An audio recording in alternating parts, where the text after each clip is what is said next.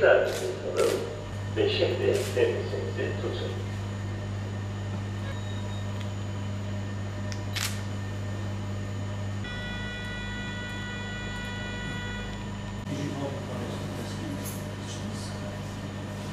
Kardiyak MR öncelikle kalp hastalıklarının tipini, özelliklerini detaylı araştırmaya sağlayan, hızlı teşhis sağlayan ve bunun sonucunda doğru tedavi planlamasını sağlayan özel bir çekim yöntemidir.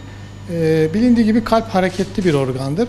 Kalp hareketli bir organ olduğundan dolayı çekimlerde özel yazılımlar kullanmaktayız. Ayrıca çekimlere bu konuda tecrübeli, deneyimli teknisyen arkadaşlarımız ve radyolog da eşlik etmektedir genelde.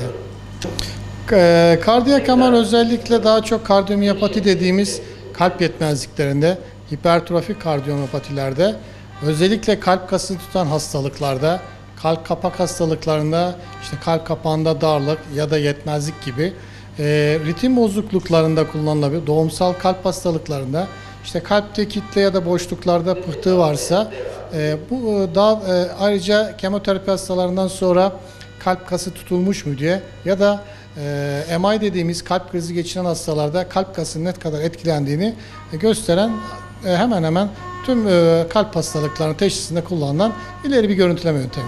Şimdi kardiyak MR eko ve tomografiye göre doku düzeyinde, yani kalp kasını gösteren en iyi yöntemdir. Şu anda dünyada bunu gösteren altın standartta bir yöntemdir kalp MR'ı. Bu yüzden de çok önemlidir. Kardiyak MR, öncelikle şunu söyleyeyim, bölgemizde çekilmeyen bir tek çekimdi. Hastalarımız ileri merkezlere, daha büyük şehirlere gitmek zorunda kalıyorlardı. Biz de bunu fark edince gerekli eğitimleri aldıktan sonra bölgemizde, hastanemizde hizmet vermeye başladık ve böyle bir boşluğu doldurduğumuzu düşünüyoruz. Tabii bu konuda bize desteklerini sunan Sayın Rektörümüz Ahmet Kızılay Hocama, işte Tıp Fakültesi Dekanı Hocamıza ve Başhekim Hocamıza da çok teşekkür ediyorum sizlerin huzurlarınızda. Kardiyak MR'ı özellikle kardiyolog başvurduktan sonra ya da ilgili klinik branşa başvurduktan sonra kalp hastalığı şüphesi ya da tespit edilen hastalar bize yönlendirildiğinde biz bu hastalara kısa sürede randevu verip çekim işlerini gerçekleştirmekteyiz. Kalp MR'ı özellikle yeni gelişen teknolojiyle dünyada ve bizde şu anda giderek gelişmektedir. Yurdun birçok kesimi ülkemizde çok az sayıda kalp MR'ı çekilmektedir. Biz de bölgemize bu hizmeti verdiğimizden dolayı gerçekten gurur duyuyoruz.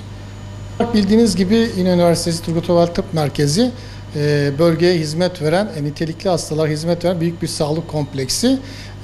Biz de bu sağlık kompleksite elimizden her geleni yapmaktayız şu anda. Özellikle bize kalp hastalıklarına ve kalp MR için gelen hastalarımız özellikle komşu illerden Elazığ, Bingöl, Adıyaman, Maraş, ondan sonra hatta Kayseri'den bile bize başvuran hastalarımız bulunmakta.